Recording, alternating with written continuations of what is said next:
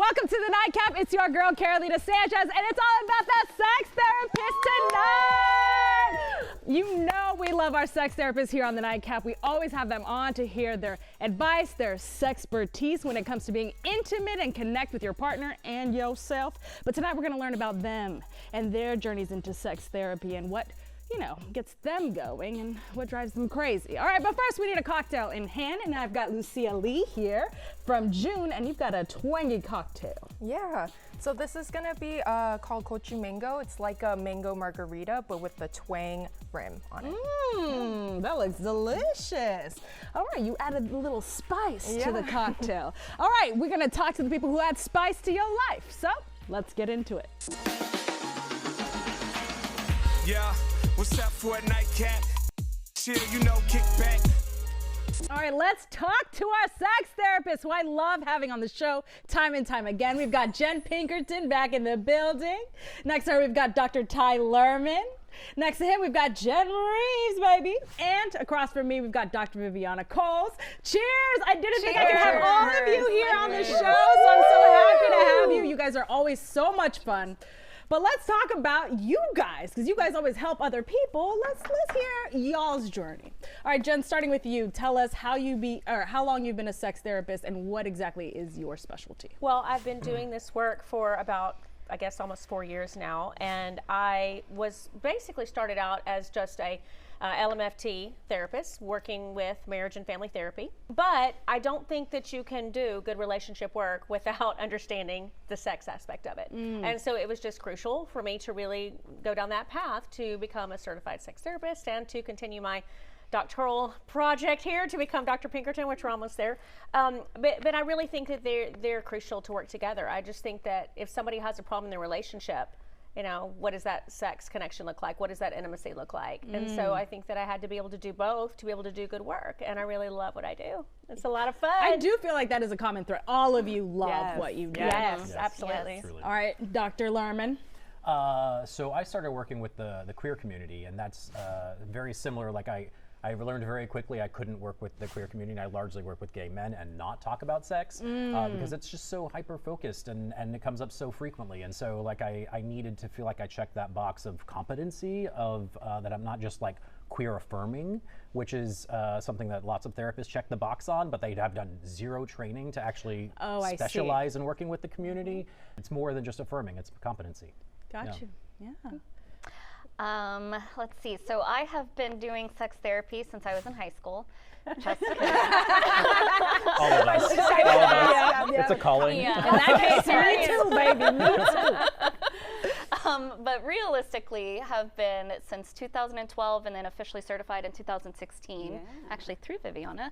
And I tend to work with vaginismus and infertility as are two of my really favorite things to work with, along with other like women getting older. We've talked about menopause before and things like that. Like I like women change, like the female body changes and how that affects our sex life and our sex drives and everything else. And then of course relationships and couples, like I love them. All right, I don't know if I'll remember to come back to this, so I have to ask now, what exactly is vaginismus? Oh, it's a type of vaginal pain. Imagine when you've worked out really hard and you just touch that muscle and it feels like it's firing and on fire. That's what the vagina feels like with somebody that has vaginismus. Yeah, we work with all. Yeah, I love it. So fun. Dr. Cole. Hi. Hi. I'm other than twinning tonight, I'm really excited to finally be in a group with sex therapists because for me it doesn't happen very often. I'm usually just one-on-one with clients. I have been seeing clients for relationship therapy since 2003, but I've been certified as a sex therapist since 2006. I don't do simple math, but that sounds like around 18 years. Really enjoy it so much that it's what my practice does is working with couples and individuals who have intimacy issues, and then loved it even more so that I created the National Sex Therapy Institute, where I certify other mental health professionals to become certified sex therapists. And other than being an intern, she's one of the grads, so it was really great. I'm so excited. Yeah. I had no idea. Full circle right here. That's great. All right, so what is the best part? The best part of being a sex therapist is understanding that when couples are struggling with this, they typically they feel a lot of shame, first of all, in talking about it with other people. They don't feel like it's a valid reason to be really upset, or especially to be even considering leaving a relationship. So when they come in to see a sex therapist, it's like, no, this is something that's really important. We get it. We get you. We understand the gravity of things not working when it comes to intimacy. So to see partners actually feel validated when they come into your offices. And knowing that when they come in, we've heard it all, so they can just go. We don't need to warm up. We don't need any foreplay. We just go. You know. What about for y'all? What's the best part, would you say? I like watching that transformation of people realize that we can actually talk about this, because so many people bring into a session feeling uncomfortable. They don't feel like they can talk about it, and they've been shamed about it before, or they feel as though their partner might judge them, or they feel as though they don't know that this is okay to even have the thoughts they're having. And so to watch people transform, to suddenly feel so much more connected because they're communicating, because I mean, if you cannot talk about sex, then why are you having sex? So we're finally talking about it, and we're finally in a space where something can change, you know? And so we work as change agents in that way. And I think it's just really beautiful, and it's a privilege and honor to be able to help somebody get to a place where they're thriving. Yes, I'm like, yes, come on, cheer y'all on. That latter part is my best day. Like, is what I really love, is watching people work through the pain, the shame, the crap that comes from our society, from church, from parents, from media, about what sex is supposed to be, and then break that mold and actually be able to claim.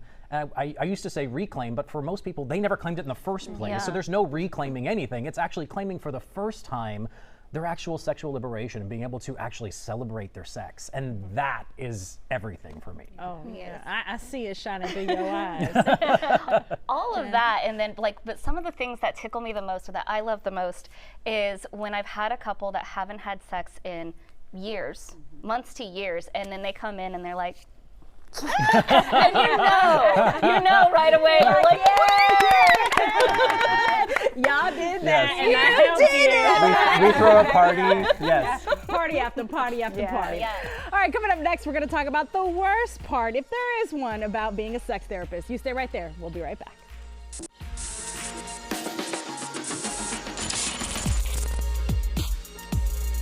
Welcome back to the Nightcap. We have some of our favorite guests in the building. They are sex therapists of the Nightcap. We've got Jen Pinkerton, Ty Lerman, Jen Reeves, and Viviana Coles. All right, we talked about the best parts, the feel goods, the twinkly eyes, but not every job is fun. So I know there's got to be some worst parts about the job. No, you don't have to talk about any specific patients. No, I will tell you. I will absolutely. One of the worst things, especially when you're first starting out, is not knowing when a request that comes in is serious. So let's say somebody reaches out and they say something along the lines of, I'm masturbating 15 times a day. I've been caught 5 times at work. I don't want to lose my relationship. Can you help me to start masturbating only 12 times a day? Something like that, where you're like, okay, that's a goal, but is that serious? And I will tell you, we treat everybody as if it's very serious, because chances are 90% of the time the requests that we get, especially now, I'd say 99%, are very serious. But there are wild ones where you're just like, oh, okay, so you want to be able to do that with your partner, and your partner's all for it, but they need like a referee or something, like something in person. They want like a live demo. They want participation from the sex therapist. And because I've been doing this for so long, I'm just gonna add another one. I'll just tell you all the things. Don't come at me with this with Houston Relationship Therapy, but I get people who they are looking. They don't know what a sex therapist does and what they don't do. Right. Yeah. So they're Heavy on the looking don't part. for Sexual surrogacy. So they're looking Yes. at sexual surrogate partner therapy. Mm-hmm. I've told you this. We're not in the room. We're not going to be in the room. We don't want to see you, touch you, any of that. Mm-hmm. This is talk therapy, and we will send you home with exercises. But a lot of people are like, "Can you walk us through how to do anal in your sessions?" And it's like, talk? Yes, but I'm not going to. How often do you guys get a request to be involved? Oh, I think that's it's pretty often out of a sense of just being naive. I think some of it is truly just being naive. It's not testing the waters. It's truly just not understanding what it is. But I think those are email inquiries. I don't rarely get someone in my room that says that. It's we can weed that out often, I think. Okay, that's One of my colleagues did tell a story though of a gentleman coming into her office and he started taking his clothes off. And she's like, whoa, wait, what are we doing? No, stop. I've not had that happen. I have it in my consent forms, no nudity. So we're all clear. We all understand before you ever walk in the door. Sorry to cut you off. No, you're fine. there are consent forms. People gotta fill out. Absolutely. Very, very, you know, Absolutely. and hopefully now with websites being, you know, basically the first impression, a lot of people that do their research, and you know, they're paying good money to come in. They're not going to waste their time nor ours now. So that's great. But at the very beginning, it was like, they just, some were fishing. I know they were fishing. Well, but looking you for that get, answer you they get the want. masturbation one, the masturbation question, as they're sitting there masturbating. Yes. Yeah. And you're like, I can hear what you're doing, sir. I think it's probably a gender thing too. Like I don't get those. Oh, okay. yeah, I that don't might get be those. it. Yeah. Oh, Makes sense. Even though I work with the gay community, like I work with gay men, but I still don't get those those inquiries. Yeah. All right, listen, coming up next, we're going to get a little bit more personal. How you therapize friends, families, and partners. All right, you stay right there. We'll be right back.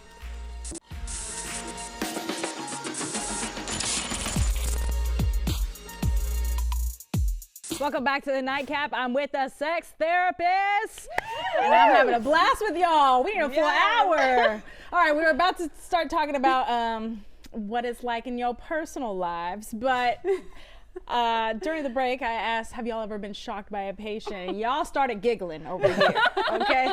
So what has shocked you? Yeah. So for the longest time, we were she was officing out of my office, Houston Relationship Therapy, and was our head therapist. And we had a request from a client to see both of us, which is not unusual to have like co-counseling. Oh, okay. But what was unusual was the request. So I had seen him, and he had a very, a kink, if you will, that he was very into. And then a couple weeks later, I noticed him on Viviana's schedule, and I was like, let me tell you about this client. Yes. And then after her session, she came back and she was like, yes. So the special request was he wanted us to leg wrestle each other. Yes. Like that was his kink. Like he wanted the two of us to leg wrestle one Not another. just You anyone. two, He not wanted us us two. to leg wrestle. Yeah. And when I said, how about we bring your wife in so that she can be a part of this to find out what it is maybe she would want to leg wrestle with you. Not a part of us leg wrestling his wife. I was like, context before y'all leg wrestling. Okay. And the minute we brought up his wife, he was like, no, we're done. Yeah. It's like, okay. Okay. Yeah. Anytime you So- say, okay, and you can start with your credit card to make the appointment, or let's bring in your partner, and they say, you know, it was, Yeah, That's right. never saw him again. That's the way you That's it. For sure. weed them out. Absolutely. Credit card or your partner. Bring Credit them card in. tells a lot. Yeah. It does. We don't work for free, which kind of ties into your question of how do you therapize your friends? You don't. Yeah. What? But how don't. often? I mean, I feel like I would take advantage all the time. Like, okay, me and so and so are not. You know. Yeah. Do your friends do that to you often? Yes. And how do you handle it? I think that there's a fine line. I mean, yes, you can be a friend and enough to say, hey, I think that's a real issue and you got to go to a therapist. And you know what? I've got these 4 people that I think are great that you should call. I think that that's the beauty of having a friend of a therapist or a sex therapist is that they're going to know somebody that's going to work for you. Right away from whatever your presenting concern is, I'm going to be like, oh, well, you need to call Jen. Or no, So Vin's going to what be am the I one. You're hearing? going to need Ty. You Am know? I hearing that you would never therapize a friend or family? I would really don't want to do that because Gotcha. it's not going to work out well. Because usually, if they're coming to you, we're going to be telling them something they don't want to hear. Right. So then that changes your dynamic, and it's never a really good idea. You know. And I will say that there's a fine line between just being a friend and therapy. For sure. Right. And but let the therapist draw that line. Let the therapist be your friend. Like, don't not go to your therapist, because I actually get that the opposite more frequent. My friends won't come to me out of respect of not making me work off the clock. That's really nice. It's really nice. But You got some good friends out here, Ty. but on the flip side, it robs me of being a friend to them. right? So like I'm the last to get information sometimes. So like let the therapist, like come to your therapist friends, but like say like if I cross a line, refer me out. Like let me know if I cross a line somewhere. Like let the therapist set the boundary. I like that too, because I think you can say, I think what I'm hearing you say that this is really an issue. So that's what when you go meet with that therapist, start with that. I mean, I think you can be very helpful in that way without having to cross that line. But I'm not going to process your issues with your mom. Correct. Exactly. But I'll might have to empathize see with her. you. Yeah. I'll love be your you. friend. I'll hug you, like, which I Validate. won't do with my clients. I will, there's Right. other things that you Right. can still be. Just because you're a therapist and with your friends doesn't mean you stop being empathetic with your friends and you stop being there for Absolutely. your friends. Yeah. You just you're not in that therapy zone. You're not. Your therapist hat is backwards or something, or off in a corner. I think with relationships though, like my husband and I have been married for 17 years. I was certified like right before we met. So he's only known me as a sex therapist. I actually think it's a lot harder if you are single and you're out and you're searching. I think it's really hard for sex therapists and relationship therapists to date because the expectations are that you're either going to be like Miss Perfect and like you should be doing this and you should be doing that, and or that you maybe they're not good enough, or or that you're overtly sexual and that that's all you care about. That's what I was going to ask. Do people assume you guys are like yes. amazing in the Absolutely. bedroom? Not that you're not, but they're just like, oh Absolutely. my Yes. gosh, you've done it all, haven't you? You've covered every kink, every fetish, all the things. I have a friend that introduces me. I swear, we joke about it, that I'm her party trick because she doesn't ever say, "Hi, this is my friend Jen, and she's a relationship and sex therapist," because I do both. It's always like, she does sex therapy. You want to talk to her about it? Like, no. I know getting Absolutely absolutely not. at parties is not really fun. That's right. And then it's not. I was at a bachelorette party where they had the like selling of the sex toys, and the lady was doing a terrible job. So I stepped in to sell them for her. And and one of the girl that I was there for her bachelorette, one of her friends, the next day, she was like, Jen, what do you do? And I was like, I'm a sex therapist. She was like, oh God, I knew you were in the business. I just didn't know how. I was like, did you think I was a prostitute? No. Very different kind of party trick, baby. I loved having y'all. Y'all down to come on a different day? Anytime. Awesome. Okay, well, cheers to y'all. Thank you for the work that you do. And people need to come see y'all. Yes. All right? Add that little spice in your life, just like twang, baby. Coming up next, I'm going behind the bar to learn from Lucia how to make this delicious cocktail with some twang. Be right back.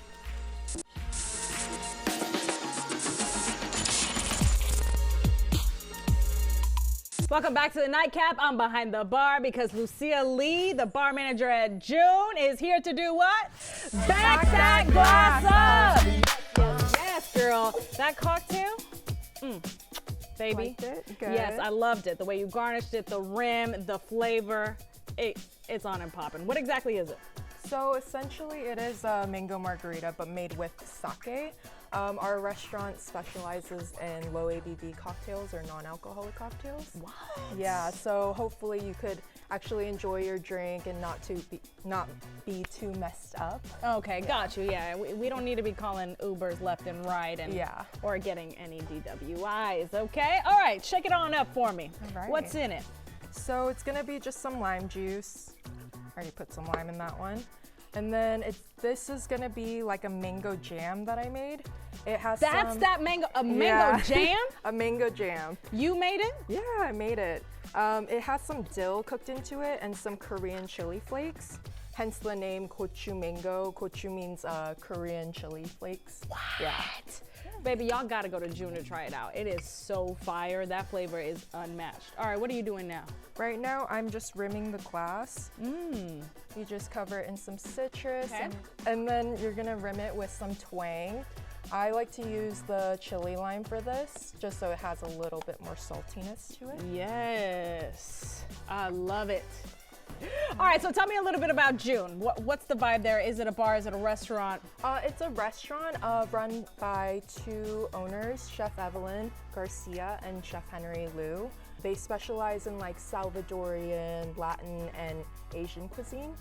And I like to try to match their food with my drinks. I love it. Hopefully All right, pair it. shake it on up, baby. Shaky, shaky. All right, so is the vibe like chill or is it like high? Ooh. Damn. It's chill. Yeah, very chill, very relaxed. We like to say like casual fine dining. Casual fine dining with some delicious cocktails. All right, so I see that Twang has a whole bunch of stuff that you can add to your cocktails. So they're a company that specializes in salt and seasoning, based in San Antonio, Texas. They use all natural ingredients, so you get a lot more flavor. And they're Latin and women run. Oh, yep, love to hear it. We love to hear it. I'm a woman and I'm Latina, come on. Oh, and then a little garnish. Yeah, and look at them, thirsty as hell, walking on up already. Listen, look at, Dr. Viviana's already cooked. She's done. All of them, Gone. they thirsty as hell. We're ready for more. All right, y'all gotta go to June to spice up your life a little bit more with some Twang. And listen, if you wanna spice up the bedroom or just yourselves, go visit one of these wonderful sex therapists that we love here on the Nightcap. All right, cheers to you. We'll see you guys next time. Cheers.